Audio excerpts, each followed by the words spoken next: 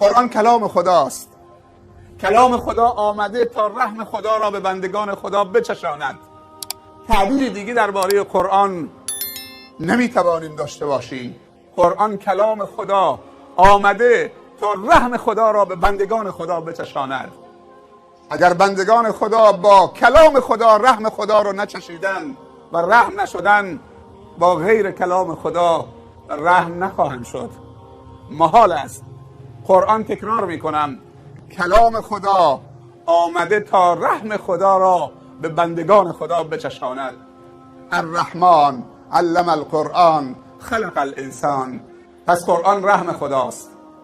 هر آیه قرآن قاعده‌ای است برای بهتر زندگی کردن.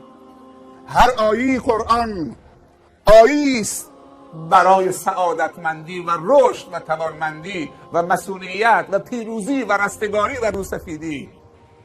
نترسید، چشم نزنید، عقب نرید، با کلام خدا ارتباط برقرار کنید.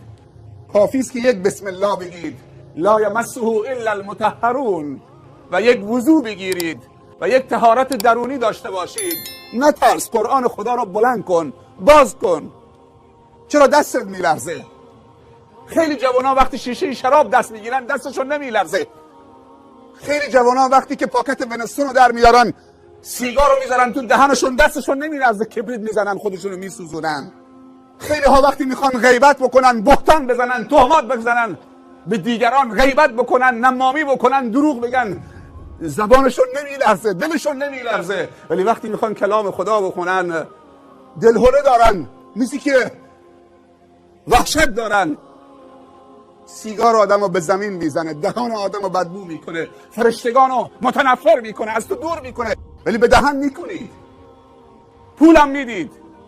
هر کسی ارتباط با قرآن برقرار کرد، قرآن اونو به زمین نمیزنه.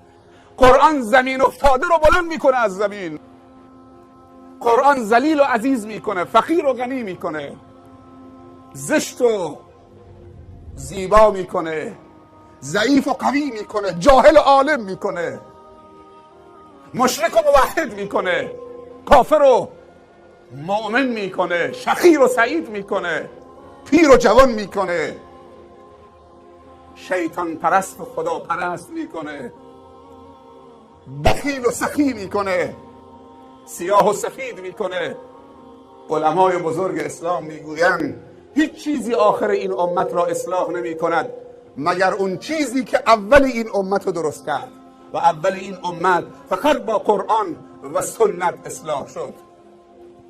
عربی که دخترش زنده به گور میکرد و غرق در معصیت و عیاشی و شرابخواری و قتل و کشتار و خونریزی و بیرحمی بود و در جهل و نادانی و حماقت غرق شده بود،